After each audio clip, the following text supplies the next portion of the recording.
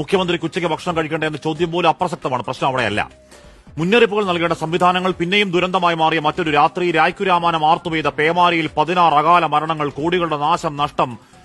Hello guys, എല്ലാവർക്കും പുതിയൊരു വീഡിയോയിലേക്ക് സ്വാഗതം. നമ്മുടെ കേരളം ഇന്ന് ഏതൊരവസ്ഥയിൽ കൂടെയാണ് പോയിക്കൊണ്ടിരിക്കുന്നത്. കഴിഞ്ഞ കുറച്ച് ദിവസങ്ങളായിട്ട് മഴക്കെടുതിയിൽ നമ്മുടെ കേരളത്തിലുള്ള ജനങ്ങൾ വല്ലാതെ ബുദ്ധിമുട്ടിക്കൊണ്ടിരിക്കുകയാണ്. വെള്ളം കയറുന്ന പ്രദേശങ്ങൾ, ഉരുളുപൊട്ടുന്ന സ്ഥലങ്ങൾ, അങ്ങനെ ഒരുപാട് ദുരന്തങ്ങൾ നടക്കുന്നുണ്ട്. നമുക്കറിയാം, ഈ ഒരു മഴക്കെടുതിയിൽ ഒരുപാട് ആൾക്കാർ മരണപ്പെട്ടു. ഒരുപാട് ആൾക്കാർക്ക് അവരുടെ കിടപ്പാടം, അതുപോലെ തന്നെ ഒരുപാട് നാശനഷ്ടങ്ങളൊക്കെ സംഭവിച്ചിട്ടുണ്ട്. അപ്പോൾ ഈ ഒരു സാഹചര്യത്തിൽ നമുക്കറിയാം ഒരുപാട് ദുരന്തങ്ങളുണ്ടായി. നമ്മുടെ മുഖ്യമന്ത്രി ഒരു തീൻമേശയിലിരുന്ന് ഒരു വിരുന്നിൽ പങ്കെടുക്കുന്ന ഒരു വീഡിയോ സോഷ്യൽ മീഡിയയിൽ വലിയ വിവാദമായിരുന്നു. അപ്പോൾ അതിനെതിരെയൊക്കെ നമ്മളും റിയാക്ട് ചെയ്ത് വീഡിയോ ചെയ്തിട്ടുണ്ടായിരുന്നു. കാരണം നമ്മുടെ കേരളത്തിൻ്റെ ആ ഒരു സാഹചര്യം മനസ്സിലാക്കിയിട്ട് വേണമായിരുന്നു അദ്ദേഹം അങ്ങനെ ഒരു വീഡിയോ പുറത്ത് വിടാനായിട്ട്. അപ്പോൾ ആ ഒരു വിഷയത്തിൽ ഞാനും ഒക്കെ വീഡിയോസും കാര്യങ്ങളൊക്കെ ചെയ്തിട്ടുണ്ടായിരുന്നു. അപ്പോൾ നമ്മുടെ 24 ന്യൂസ് ഹാഷിം എന്ന് പറയുന്ന ആ ഒരു വ്യക്തി ഈ ഒരു വിഷയത്തെക്കുറിച്ച് വളരെ വ്യക്തമായിട്ടുള്ള ഒരു മറുപടി പറഞ്ഞിരിക്കുകയാണ്. കറക്റ്റ് കാര്യമാണ് അതിൽ ഹാഷിം പറയുന്നത്. മുഖ്യമന്ത്രിയോ ഏതെങ്കിലും VIP ആണോന്നൊന്നുമില്ല. നമ്മളൊക്കെ പോയാലും അങ്ങനെ തന്നെയാണ്. മലബാറിലെ വീട്ടകങ്ങൾ കലർപ്പില്ലാത്ത സ്നേഹം വാരിച്ചൊരിയും. അടുക്കളയിൽ അമ്മമാർ കഷ്ടപ്പെടും. ഉണ്ടാക്കാൻ കഴിയുന്നതൊക്കെ ഉണ്ടാക്കി ഡൈനിങ് ടേബിൾ ഇഞ്ച് കാലിയിടില്ല. വയറും മനസ്സൊക്കെ നിറയ്ക്കുന്നത് ആ നല്ല മനുഷ്യരുടെ ശീലമാണ്. മുഖ്യമന്ത്രിക്ക് ഉച്ചയ്ക്ക് ഭക്ഷണം കഴിക്കേണ്ട എന്ന ചോദ്യം പോലും അപ്രസക്തമാണ്. പ്രശ്നം അവിടെയല്ല. മുന്നറിയിപ്പുകൾ നൽകേണ്ട സംവിധാനങ്ങൾ പിന്നെയും ദുരന്തമായി മാറിയ മറ്റൊരു രാത്രി. രായ്ക്കുരാമാനം ആർത്തുപെയ്ത പേമാരിയിൽ 16 അകാല മരണങ്ങൾ, കോടികളുടെ നാശം, നഷ്ടം. മനുഷ്യർ കൈക്കുഞ്ഞുങ്ങളടക്കം പ്രാണൻ വാരിപ്പിടിച്ച് പെരുവഴി ആധാരം എന്ന ഗതികെട്ട ദുരന്തകാല ചിത്രത്തോട് ചേർത്തു വെക്കാവതല്ല. ആവോല് പൊരിച്ചടക്കം നിറഞ്ഞ തീന്മേശാ ദൃശ്യങ്ങൾ. അവിടെയാണ് പ്രശ്നം. വാക്കിലും പ്രവൃത്തിയിലും ആദ്യ പിടിച്ച മനുഷ്യർക്കൊപ്പം നാടിന്റെ നേതാവ് കട്ടയ്ക്ക് നിൽക്കേണ്ട സമയത്ത് ആ ചിത്രം പുറത്തേക്കെത്തൽ ഔചിത്യ പ്രശ്നമാണ്. മുഖ്യമന്ത്രിക്ക് അത് മനസ്സിലാവുന്നില്ലെങ്കിൽ അതിനേക്കാൾ പ്രശ്നമാണ്. അന്ന് 2018 മുഖ്യമന്ത്രി നിരാഹാരമെന്ന് ഞാൻ അറിഞ്ഞില്ല, ആഹാരം കഴിച്ചത് അപരാധമെങ്കിൽ മാപ്പ് എന്ന പരിഹാസം ആ മനുഷ്യരെ കളിയാക്കലാണ്. CMA ഒഡാസിറ്റിയാണ്, ഇൻസെൻസിറ്റിവിറ്റി. ഭാര്യാപിതാവിനെ കാണലടക്കം ഹെലികോപ്റ്റർ റാന്നിയിലെയോ കോട്ടയത്തോ ഒരു ക്യാമ്പിൽ മുഖ്യമന്ത്രി എത്തിയിട്ടില്ല. അതിന് പ്രയോറിറ്റി കൊടുക്കേണ്ട സമയത്ത് സ്വർണ്ണക്കട ഉദ്ഘാടനത്തിന് കത്രിക പിടിച്ചു നിൽക്കുന്ന ചിത്രത്തിൽ എന്ത് കാര്യം? അതൊന്നും അല്ല ഇപ്പോഴത്തെ ആനക്കാര്യം. ആയിരക്കണക്കിന് 10,000-കണക്കിന് മനുഷ്യർ ഈ നിമിഷവും ആ പെരുമഴപ്പയത്തിൽ ഹെല്ലോ ഫയർ നരകയാതനയാണ്. 8 വർഷങ്ങൾക്ക് മുൻപ് ആ മഹാപ്രളയം കുത്തുവാളയെ പിടിച്ചറിയാനാണ് ആറന്മുള, ചെങ്ങന്നൂർ, റാന്നി, തിരുവല്ല.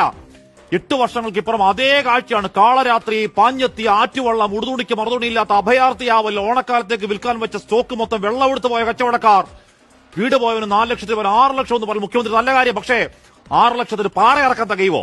ആ മഹാപ്രളയം കഴിഞ്ഞ് പിന്നെയും പ്രളയം, അതിനു മുമ്പ് ഓക്കി, പിന്നെ നൂറ്റിക്കണക്കിന് മനുഷ്യരെ കൊണ്ടുപോയ വയനാടൻ വേദന, ആവർത്തന ദുരന്തങ്ങൾക്കൊടുവിൽ കൊള്ളാവുന്ന ഒരു മഴ മുന്നറിയിപ്പ് സംവിധാനമില്ലാതെ കേരളമാണോ കേന്ദ്രമാണോ ഉത്തരവാദി എന്ന അർത്ഥമില്ലാ ചർച്ചയുടെ പ്രാകൃതാവസ്ഥയെങ്കിൽ പൊട്ടിവീണ മഴയ്ക്ക് എന്തു ചെയ്യും എന്നൊരു സിസ്റ്റം പിന്നെയും ആകാശത്തേക്ക് വാപൊളിക്കലെങ്കിൽ തോറ്റ മനുഷ്യർക്ക് ഒറ്റ വഴി, പടച്ചവനെ കാക്കണേ എന്ന പ്രാർത്ഥന.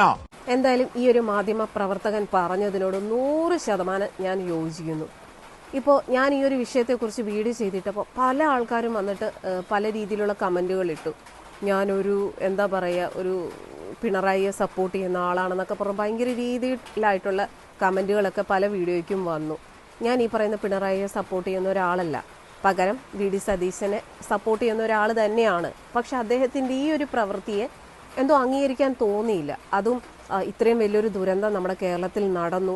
അന്ന് തന്നെ ഒരുപാട് സ്ഥലങ്ങളിൽ ഉരുൾപൊട്ടലുണ്ടായി, 1-2 ആൾക്കാർ മരണപ്പെട്ടു. ആ ഒരു ദിവസം തന്നെയാണ് നമ്മുടെ മുഖ്യമന്ത്രിയുടെ ഈ ഒരു വീഡിയോസും ഫോട്ടോസൊക്കെ മാധ്യമങ്ങളിലും സോഷ്യൽ മീഡിയയിലൊക്കെ വന്നത്. അപ്പോൾ അത് കണ്ടപ്പോൾ വല്ലാത്തൊരു സങ്കടം തോന്നിപ്പോയി. അതുകൊണ്ടാണ് ഞാനും ഇതിനെതിരെ റിയാക്ട് ചെയ്തത്. കാരണം നമ്മുടെ സാഹചര്യം എന്താണെന്നുള്ളത് മനസ്സിലാക്കണം. അല്ലാതെ മുഖ്യമന്ത്രി ആഹാരം കഴിക്കരുതെന്നോ അല്ലെ അദ്ദേഹം ഒന്നും തിന്നരുതെന്നോ ആരും പറഞ്ഞിട്ടില്ല.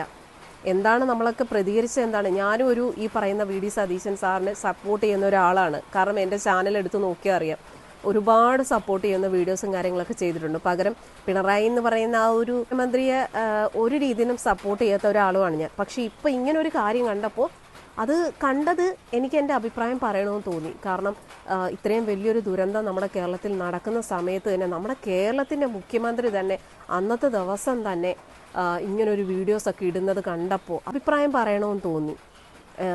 നമുക്കിപ്പോൾ ഒരു കാര്യം കണ്ടാൽ തെറ്റാണെങ്കിൽ തെറ്റാണെന്ന് നമുക്ക് പറയാമല്ലോ. പക്ഷെ പല ആൾക്കാരും വന്നിട്ട് പറഞ്ഞു മുഖ്യമന്ത്രിക്ക് ആഹാരം കഴിക്കണ്ടേ, അദ്ദേഹം കേരളത്തിൽ ഉരുൾപൊട്ടലുണ്ടായി എന്ന് പറഞ്ഞിട്ട് അദ്ദേഹം ആഹാരം കഴിക്കാതിരിക്കണോ എന്നൊക്കെ പല ആൾക്കാരും കമന്റ് ഇട്ടു. അങ്ങനെയൊന്നും ആരും പറഞ്ഞിട്ടില്ല. ആഹാരം കഴിക്കാതെ ജീവിക്കാൻ പറ്റുമോ? അദ്ദേഹം ആഹാരം കഴിക്കുന്നതിൽ നമുക്ക് ആർക്കും പരാതിയില്ല. പക്ഷേ അദ്ദേഹം അന്നത്തെ ദിവസം പൊന്നാനിയിൽ ഒരു വിരുന്ന് സൽക്കാരത്തിന് പോയി വലിയ രീതിയിൽ ഒരു തീൻമേശയുടെ മുന്നിലിരുന്ന് അദ്ദേഹം ആഹാരം കഴിക്കുന്നത് കണ്ടപ്പോൾ അതിനെതിരെ രണ്ട് വാക്ക് പറയണമെന്ന് തോന്നി. കാരണം അന്നത്തെ ദിവസം ഏറ്റവും വലിയ ദുരന്തങ്ങൾ ഉണ്ടായ ഒരു ദിവസമായിരുന്നു. അന്നത്തെ ദിവസം അതുപോലെ തന്നെ മീൻ പിടിക്കാൻ പോയ ഒരുപാട് ആൾക്കാരെ കാണാതെയായി, അതിൽ 1-2 ആൾക്കാർ മരണപ്പെട്ടു. അങ്ങനെയൊക്കെയുള്ള ദുരന്തങ്ങൾ നടന്നിട്ടും അതിനെക്കുറിച്ചൊന്നും ഈ പറയുന്ന മുഖ്യമന്ത്രി ഒരു രീതിയിലും പ്രതികരിച്ചിട്ടില്ലായിരുന്നു. അപ്പം അതിനെതിരെയാണ് നമ്മളും സംസാരിച്ചത്. നമ്മൾ വിശ്വസിച്ചല്ലേ, ജനങ്ങൾക്ക് വേണ്ടി പ്രവർത്തിക്കുമെന്ന് നമ്മൾ വിശ്വസിച്ചാണ് ഈ പറയുന്ന ആൾക്കാരെയൊക്കെ നമ്മൾ വോട്ട് ചെയ്ത് വിജയിപ്പിച്ചിരിക്കുന്നത്. അപ്പോൾ കേരളത്തിൽ തന്നെ ഇത്രയും വലിയ ദുരന്തങ്ങൾ ഉണ്ടായിട്ട് കേരളത്തിൻ്റെ മുഖ്യമന്ത്രി ആ ഒരു ദിവസം ഈ ഒരു വിഷയത്തെക്കുറിച്ച്, ഈ ദുരന്തത്തെക്കുറിച്ച് ഒന്നും തന്നെ സംസാരിച്ചില്ല. പകരം അദ്ദേഹം അന്ന് ഒരു ജ്വല്ലറിയിൽ ഉദ്ഘാടനത്തിന് പോകുന്നു, അതുപോലെ തന്നെ അദ്ദേഹം ഒരു വലിയൊരു വിരുന്നിൽ പങ്കെടുക്കുന്നു. ഇതൊക്കെ കാണുമ്പോൾ ആൾക്കാർ പ്രതികരിക്കും. അതന്നെ ഞാനും ചെയ്തിട്ടുള്ളൂ. മുഖ്യമന്ത്രി സ്വന്തം മദർ ഇൻ ലോനെ കാണാൻ വേണ്ടിയിട്ട് നമ്മുടെ ഹെലികോപ്റ്റർ എന്തോ എടുത്തിട്ട് പോയെന്ന് കേട്ടിട്ടുണ്ടായിരുന്നു. അപ്പൊ അദ്ദേഹത്തിന് അറിയായിരിക്കും ജീവന്റെ വില എന്താണെന്ന്. പ്രിവിലേജ്ഡ് ആയിട്ട് ഉള്ളവർക്ക് വേണ്ടിയിട്ട് മാത്രമല്ല സിസ്റ്റം. ഓരോ സിസ്റ്റവും എടുക്കേണ്ടത് ഓരോരുത്തർക്ക് വേണ്ടിയിട്ടാണ്. ഒരു ഫോൾട്ടും ഒരു സ്ഥലത്തും ഉണ്ടായിട്ടില്ല. നമ്മുടെ പബ്ലിക് സർവൻസ് എന്ന് പറഞ്ഞ ആ പേര് തന്നെ ഇവർ മാറ്റിമറിക്കുകയാണ്. സത്യത്തിൽ ഇവരെയൊക്കെ നമ്മൾ കൊണ്ടിരുത്തിയിട്ട് അവരുടെ പിറകെ നിവേദനങ്ങളായിട്ട് പിറകെ നടക്കേണ്ട അവസ്ഥയാണ് ഇപ്പം. അതിനി ഒരു ഇതും വരരുത്. ഇനി ഞങ്ങളായിരിക്കണം maybe the last victim. ഇനിയും ഈ മത്സ്യത്തൊഴിലാളികളെന്ന് കേൾക്കുമ്പോഴത്തേക്ക് നിങ്ങൾക്ക് എന്താണ് ഇത്ര ദേഷ്യം? നിങ്ങൾക്ക് എന്താണ് ഇത്ര വൈരാഗ്യം?